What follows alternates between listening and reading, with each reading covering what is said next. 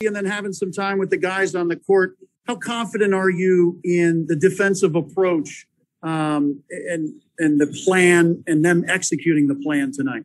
Oh, very. I mean, but I was very confident in game one as well. So, yeah, I think we have done a pretty good job all year on defense. So I think we'll just keep doing that. You know, we'll do better than game one, hopefully. Hopefully we'll take care of the ball. But, yeah, I think everyone's ready. Thank you. Dave McMenamin. Hey, Doc, just wanted to check on Joel's status for tonight and if you plan on making any changes to your starting lineup. I don't plan on making any. And Joel, you know, again, it's the same thing, but questionable as we have him listed.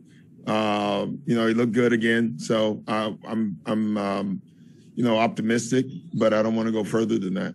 Thank you. Yeah. Kai Carlin. Hey, Coach.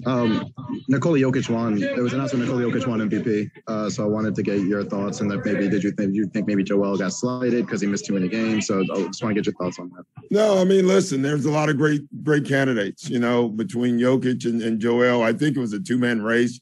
I guess you can say Steph was thrown in there at the end, the way he made a charge. And you know, there's just so many great players in our league. I do think probably the deciding factor was games played. I think that helped for sure. But even if they both had played a lot of games, it still would have been a very difficult choice.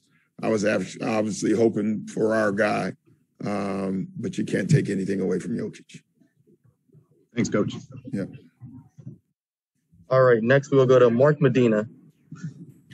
Hey, Doc, good to see you. Got an off-court topic here. I mean, how would you compare what the mental toll this season's been like compared to the bubble, and what's been your approach in kind of navigating? Yeah, the bubble was 1,000 times worse. You know, it to me, it wasn't even in the same category. I mean, it was just a tough go. Half the players didn't want to be there.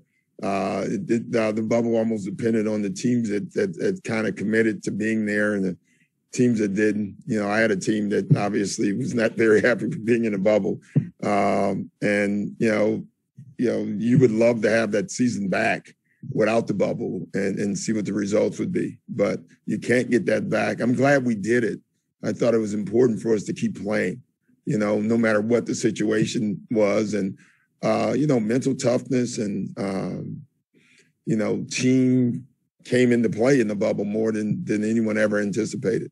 But a lot of things, good things, I still think came out of the bubble as far as mental health and a lot of things like that. So there were some unintended consequences, good and bad, that happened. Are there any approaches you take with the team to try to help everyone get through these unique times? Yeah, now it's not as unique. It's funny. Once we get to the playoffs, it feels very normal. Again, other than the testing, other than you still have to be very careful out there, But, yeah, we talk about that more than anything. I mean, John Rahm, last week was the leader by 6 strokes, I think, going into the final round and wasn't able to play because he was in contact with someone, So we're very vigilant on that, but, we also know that could still happen. Time for a few more questions. We'll start with Tom Moore. Yeah, Doc, you had said you would like an explanation for the foul on Thibault that you challenged not being overturned. I wondered if you were able to get one. I did, and I'll leave it at that. Okay, fair enough. Yeah. Right, 2 more questions. We'll start with Chris Vivlamore. Hey, Doc, I know you pointed pretty directly after game 1 on turnovers being a major issue. And I wonder, with a couple days of film review, is that still the case? And kind of what were the cause of those?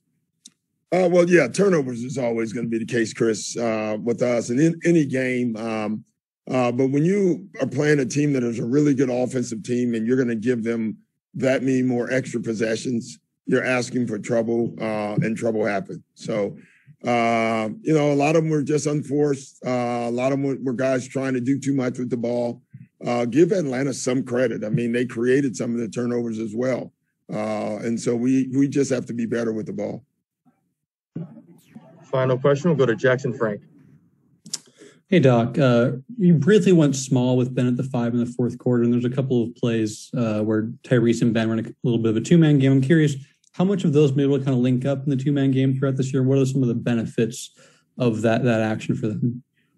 Well, the benefit is with Tyrese's speed and Ben's ability to roll, if a 5 is guarding him, gives us a speed advantage. So I do like it. I can't tell you if it's something we'll go to tonight. But it's something we're ready to go to. I can tell you that. Thanks, Coach. All right, guys. Take care.